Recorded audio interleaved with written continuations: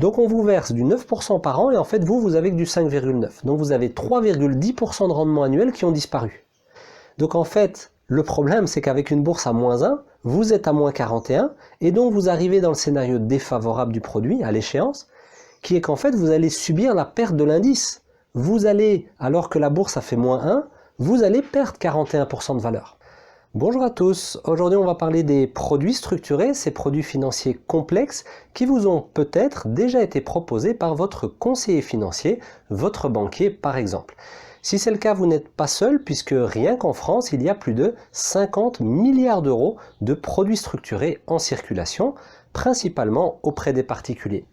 Par ailleurs, j'ai pu constater sur les réseaux que les publications qui prônent l'utilisation des produits structurés ont généralement un franc succès et obtiennent des centaines et des centaines de likes. Cet engouement m'étonne beaucoup car les produits structurés ont de très nombreux défauts. Contrairement à ce que les influenceurs vous diront, ce sont des produits compliqués et c'est d'ailleurs cette complexité qui permet de cacher leurs défauts.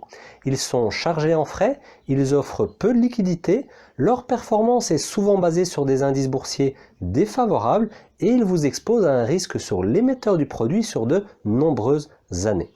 Tout ça pour un rendement final qui n'a rien de particulièrement attrayant.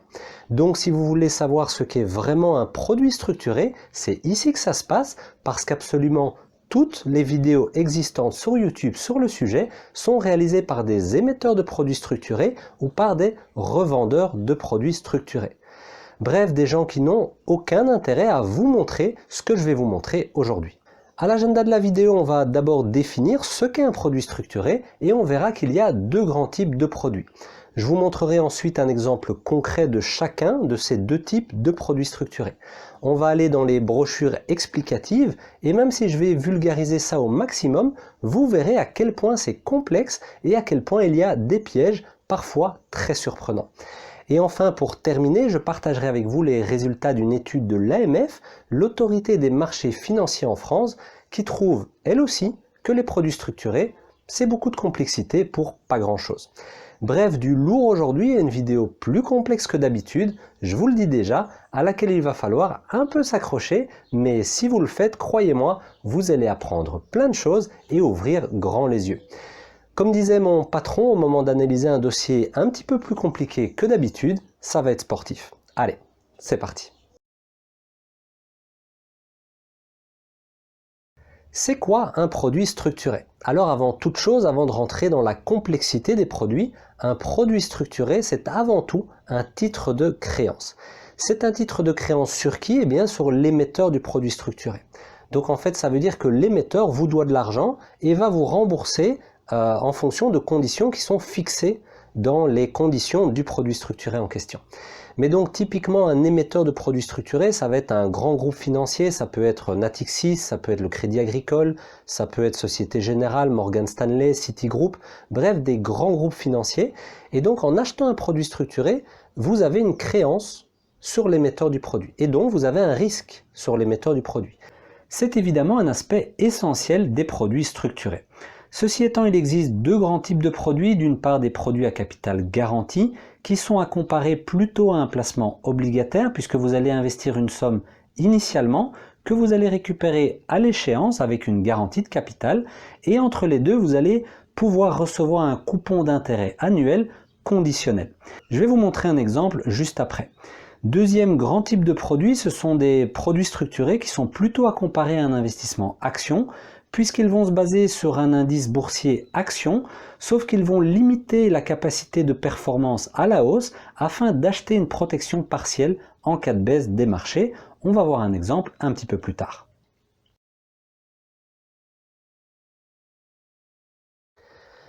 Premier exemple de produit structuré que j'aimerais parcourir avec vous, un exemple de produit structuré à capital garanti qui est émis par la banque américaine Morgan Stanley, mais qui est disponible en Europe. Je suis par exemple ici sur le site de Groupama.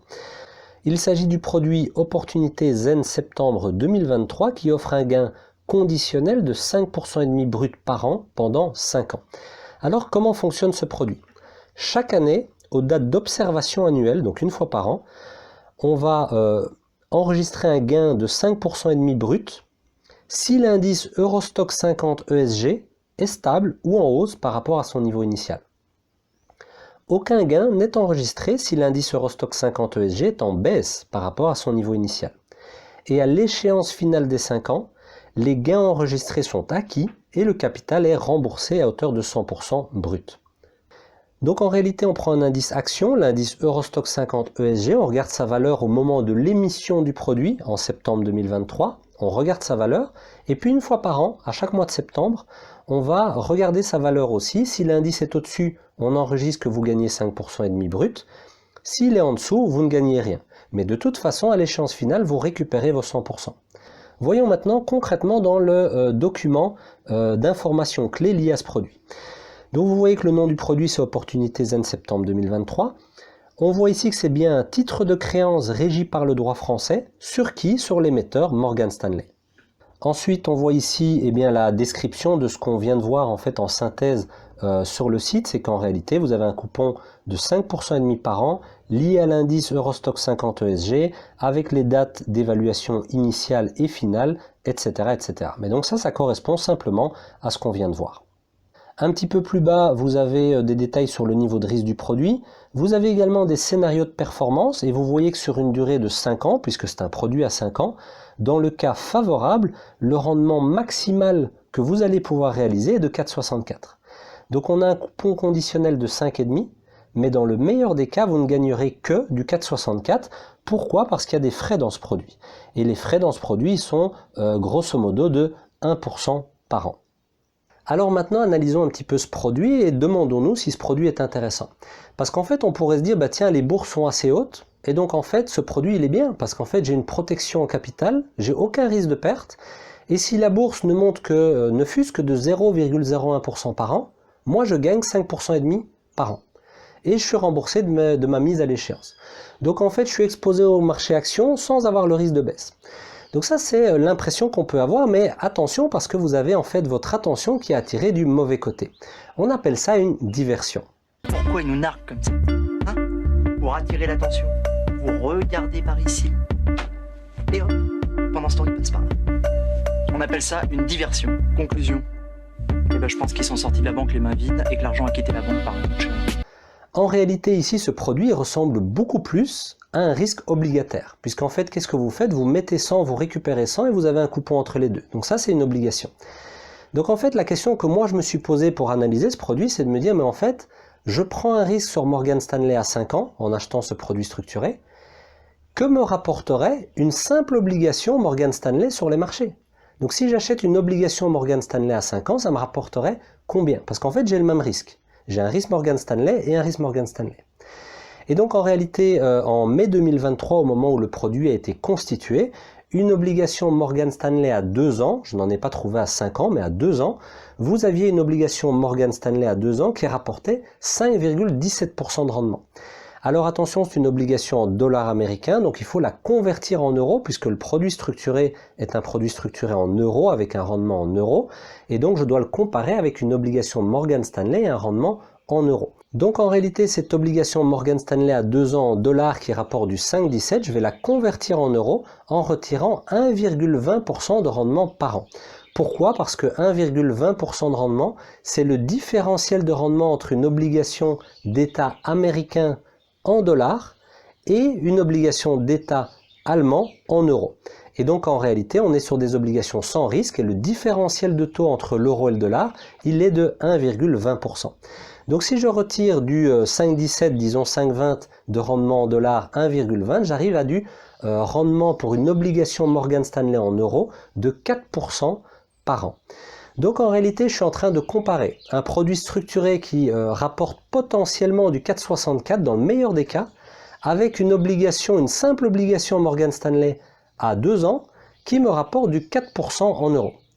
Donc en fait, si dans votre produit structuré, qui est illiquide, que vous allez avoir du mal à vendre si vous avez besoin de récupérer votre argent, ce qui n'est pas le cas dans l'obligation classique, si vous avez ne fût-ce qu'une année dans laquelle l'indice Eurostoxx 50 ESG n'est pas au-dessus de son niveau initial, vous pouvez être sûr que votre produit structuré, il ne vous rapporte pas plus, il vous rapporte même moins que votre obligation classique. Donc en fait, on a créé un produit complexe qui peut paraître être intéressant, mais en fait, il rapporte probablement moins qu'une simple obligation Morgan Stanley. Donc en fait, pour moi, ce produit il est complexe et il n'apporte aucune valeur ajoutée. On va maintenant analyser le cas du deuxième type de produits structurés qui sont généralement les produits structurés qui intéressent le plus les gens parce qu'ils affichent un rendement potentiel supérieur. On va prendre un exemple concret. Alors comment est-ce que j'ai choisi cet exemple? Parce que je sais bien que certains vont me dire « Oui, mais tu n'as pas pris le bon exemple, il fallait regarder tel type de produit, là tu n'as pas pris le meilleur produit, regarde dans celui-ci, etc. » Donc comment est-ce que j'ai fait? Eh bien tout simplement, j'ai été sur la publication LinkedIn d'un conseiller financier qui prônait l'utilisation des produits structurés et j'ai simplement posé la question. J'ai dit voilà, moi je suis pas d'accord avec l'intérêt des produits structurés, mais si tu as un produit structuré que tu considères comme vraiment intéressant à présenter, eh bien je serais heureux de le regarder. Et donc gentiment, ce conseiller financier m'a envoyé un email avec le prospectus d'un produit structuré qu'il considère être un bon produit structuré. Et donc c'est comme ça que je l'ai choisi et c'est comme ça qu'on va analyser ce produit Porphyre septembre 2023 émis par Morgan Stanley et de nouveau disponible en Europe. Et croyez-moi, on va voir plein de choses vraiment très surprenantes.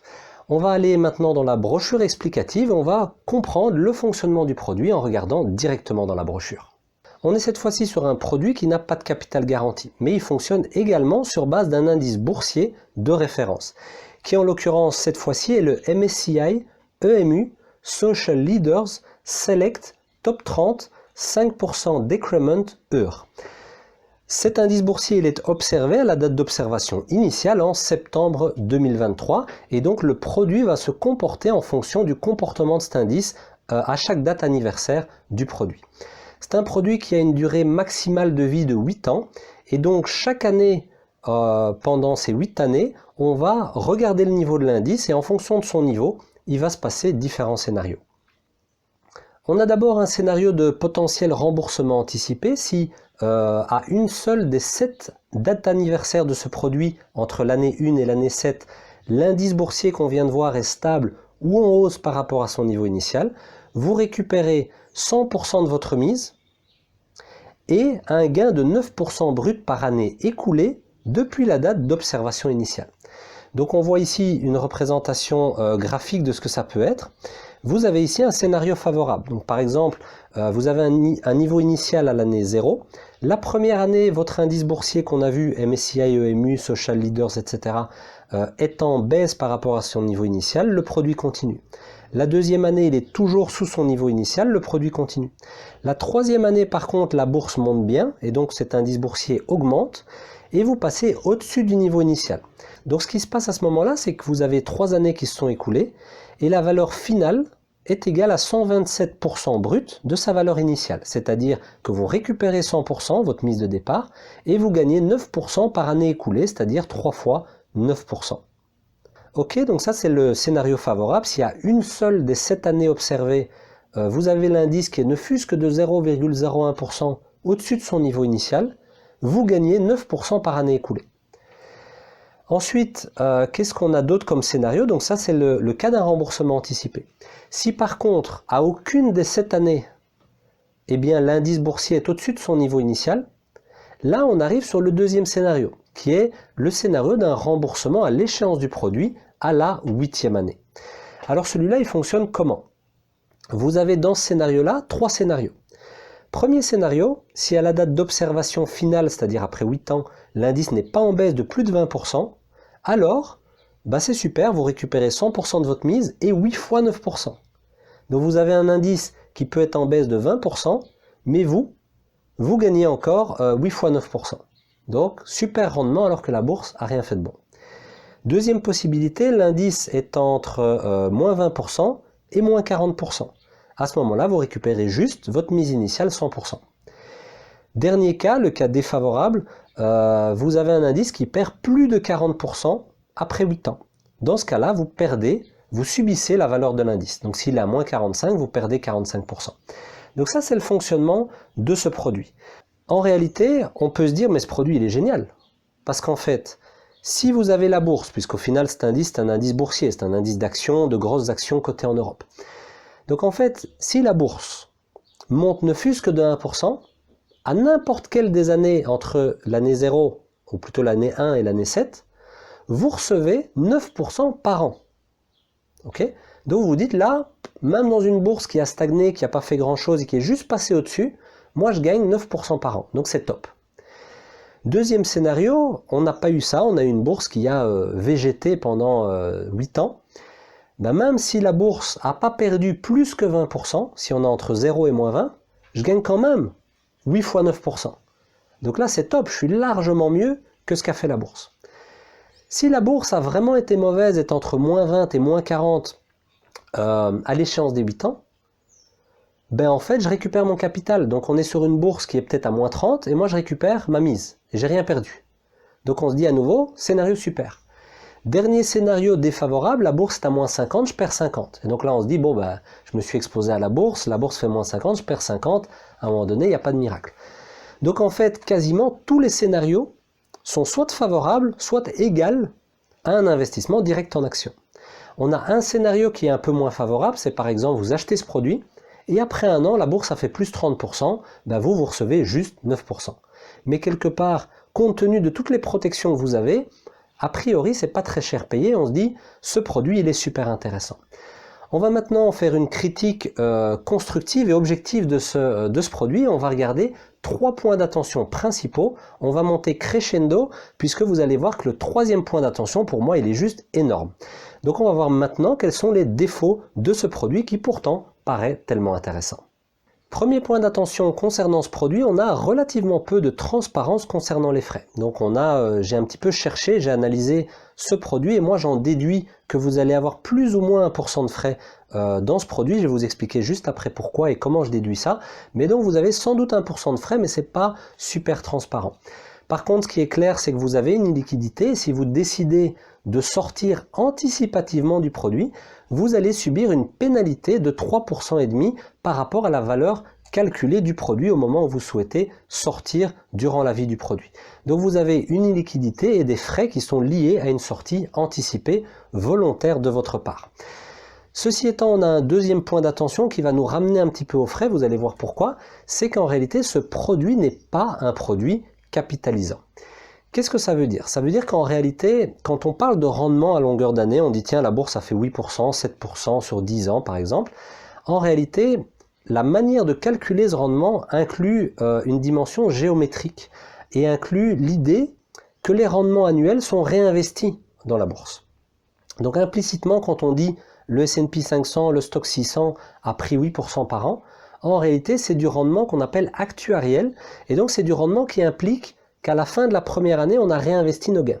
D'accord? Nos gains sont pleinement investis et donc peuvent éventuellement créer des intérêts composés avec le temps si le marché monte. Sauf qu'ici, dans ce produit, vous n'avez pas ça. Vous avez un produit qui n'est pas avec un niveau de rendement qui est capitalisant.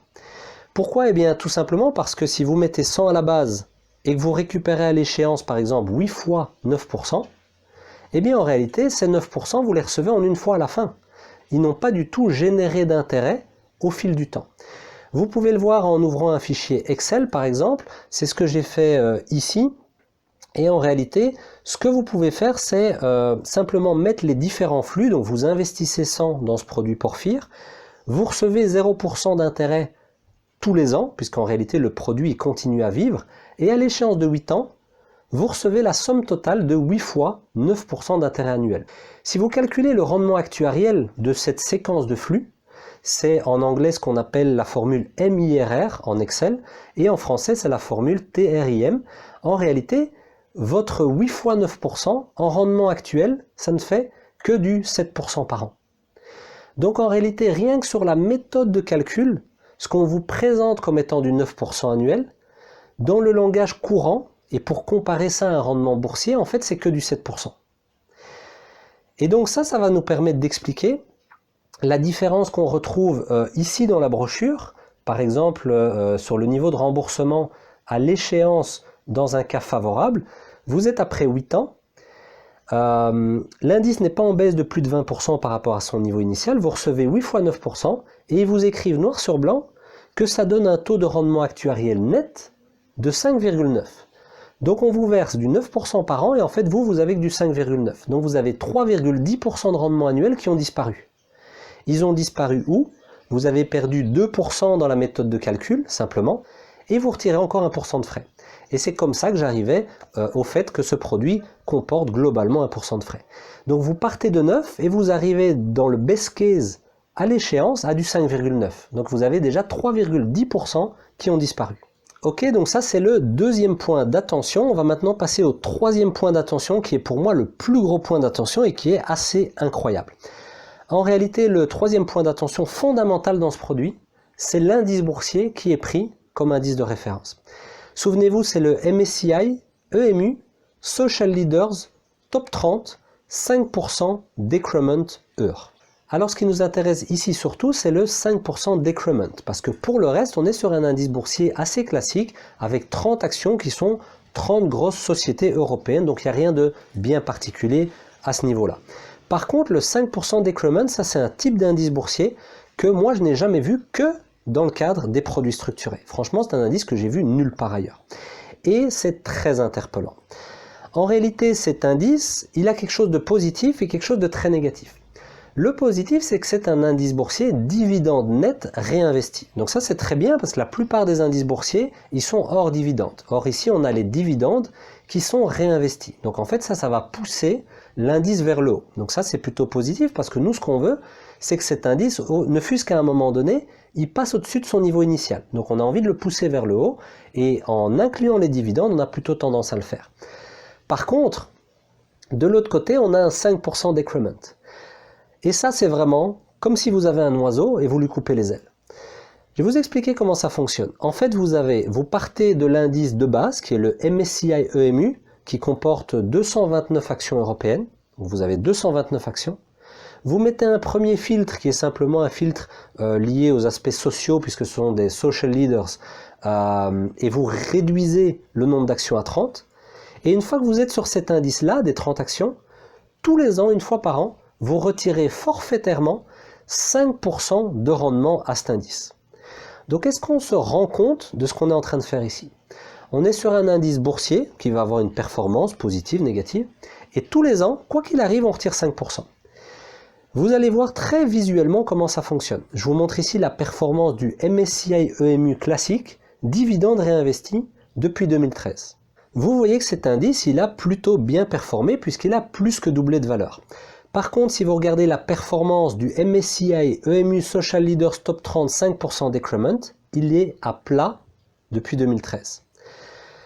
Donc ça veut dire quoi? Ça veut dire qu'en fait, quand vous avez un indice de base qui fait ça, qui monte pendant 10 ans, votre indice Decrement 5%, il fait ça. Pourquoi? Parce que tous les ans, vous amputez sa performance de 5%. Donc cet indice qui monte comme ça, en Decrement, il passe à plat. Donc imaginez que pendant 8 ans, la durée du produit, votre MSCI EMU, il fasse pas ça, mais il soit à plat. Votre indice Decrement, qu'est-ce qu'il va faire? Bien sûr, il va être comme ça. Votre indice Decrement, il va être baissier, parce qu'en fait, vous faites du zéro, et tous les ans, vous retirez 5%. Donc vous creusez, vous creusez, vous creusez, et vous tombez en négatif. Donc ça, c'est très important de le voir. Vous avez un indice qui fonctionne bien, le Decrement, il est à plat. Vous avez un indice qui fait aucune performance, vous êtes en Decrement négatif. C'est fondamental pour comprendre ce qu'on va voir juste après. Prenons maintenant un exemple imagé pour comprendre le fonctionnement du Decrement. En réalité, imaginez que vous rentrez dans ce produit et la première année, l'indice boursier, donc les actions en tant que telles, perd 15%, soit à moins 15%. Vous, votre indice Decrement, vu que vous retirez 5%, vous n'êtes pas à moins 15, vous êtes à moins 20. Deuxième année, la bourse fait 0. Vous avez donc une bourse qui a fait moins 15 puis 0, et vous êtes à moins 20 de la première année, et vous retirez encore 5, vous êtes à moins 25. Troisième année, votre Decrement, vous allez encore retirer 5%. Donc vous étiez à moins 20, vous avez retiré 5, vous êtes à moins 25. Fin de la troisième année, vous êtes à moins 30. Donc en fait, ça veut dire que pour être en positif la troisième année, si les bourses ont mal performé au début, vous devez faire au moins plus 30% sur la troisième année. Donc est-ce qu'on se rend compte que pour un marché qui est à moins 15, vous êtes obligé de faire plus 30 la troisième année pour compenser? Parce que le Decrement a fait 3 fois 5% de réduction.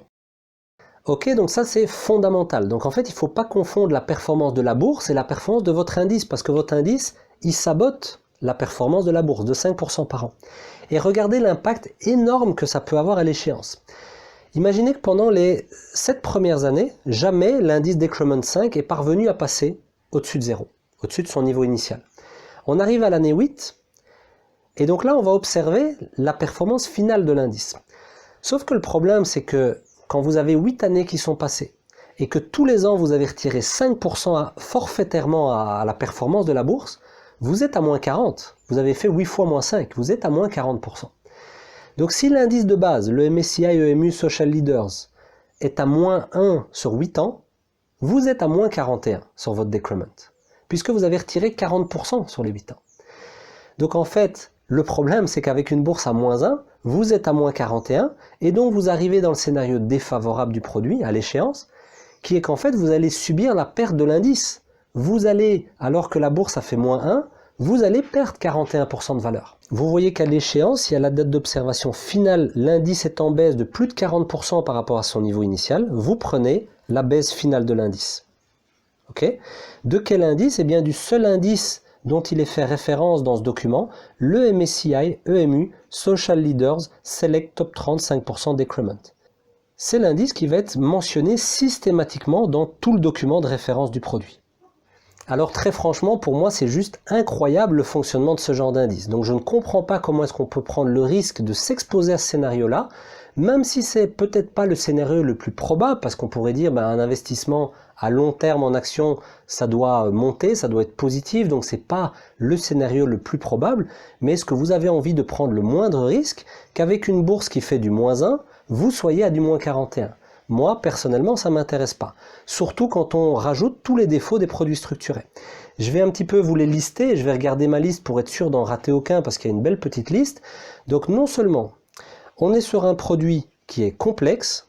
Si vous vous mettez à regarder cette brochure, il va vous falloir 1 heure, 1 heure et demie, pour vraiment être sûr d'avoir rien raté et d'avoir bien tout analysé.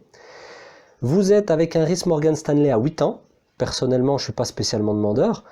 Vous avez un risque de perte en capital même dans un marché stable, on vient de le voir. Vous avez un risque de cap de votre gain si le marché part tout de suite à la hausse. Donc par exemple, si vous avez la première année le marché qui fait plus 30, votre decrement va être à plus 25 et donc vous allez être au-dessus et vous allez juste toucher 9 alors que le marché a fait plus 30. Donc vous êtes capé si le marché part tout de suite à la hausse.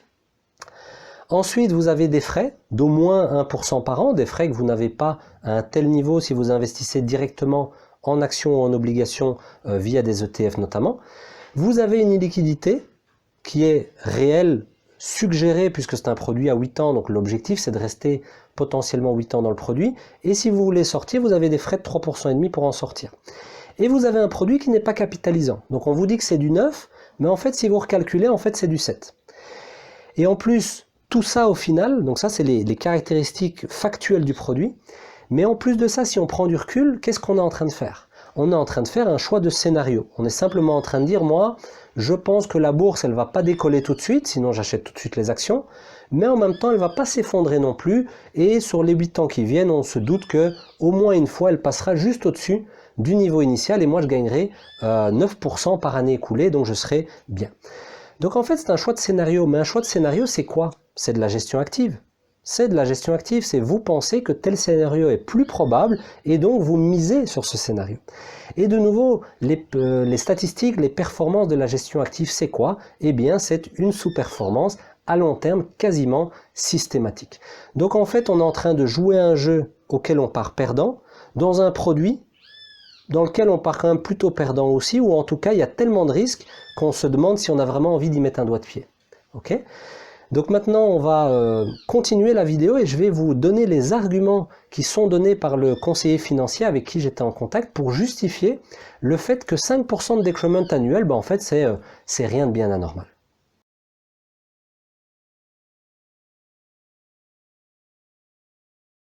Voyons maintenant les arguments des conseillers financiers pour vous dire que retirer 5% de rendement sur votre indice, c'est tout à fait normal. Moi, je suis évidemment pas du tout d'accord avec ça, je considère que c'est complètement anormal. Premier argument, c'est en fait de dire, ok, mais en fait, notre indice qui était dividende réinvesti, il inclut les dividendes.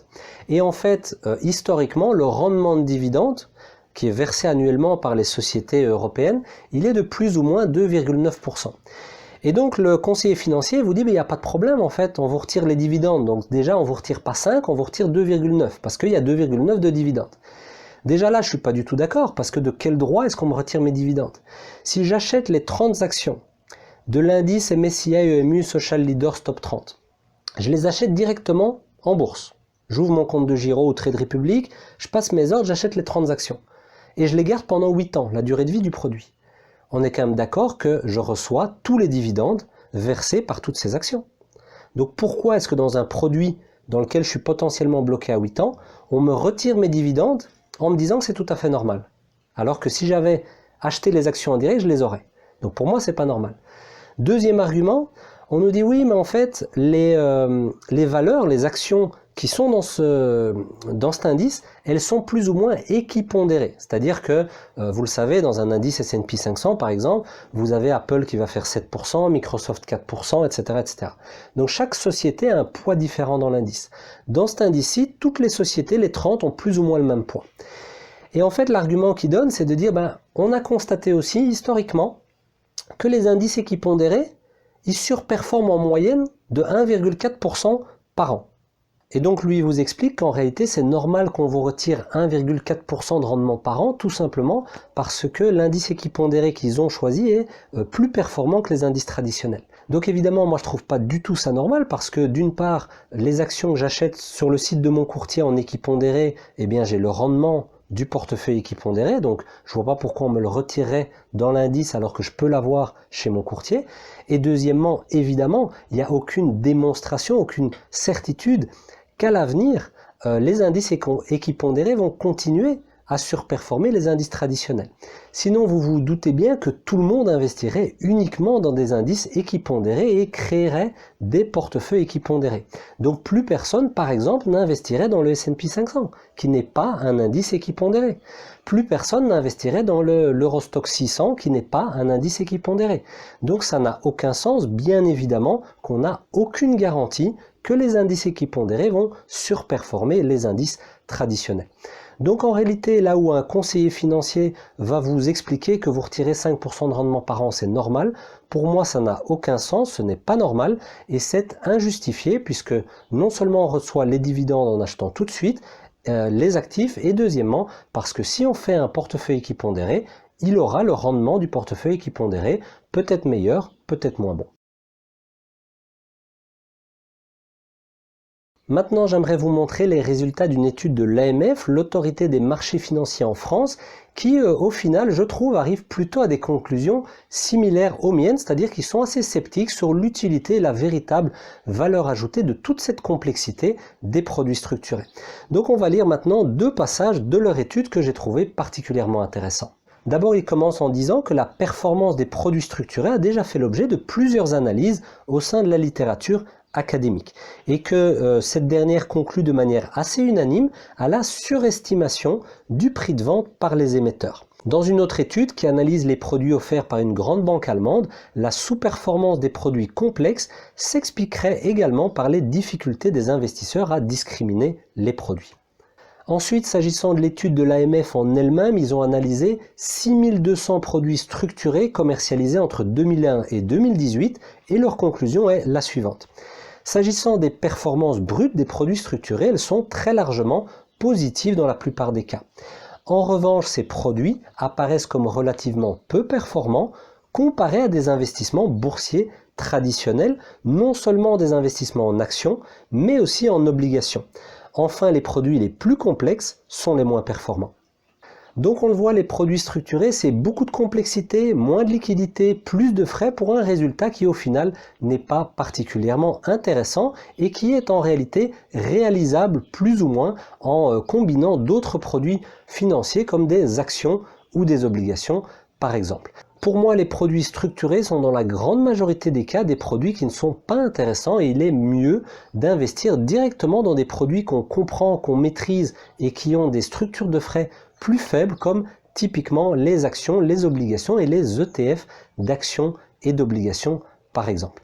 Voilà, j'espère que ce contenu vous a plu. Si c'est le cas, merci de mettre un like, de vous abonner, d'éventuellement mettre un commentaire avec des questions ou des remarques.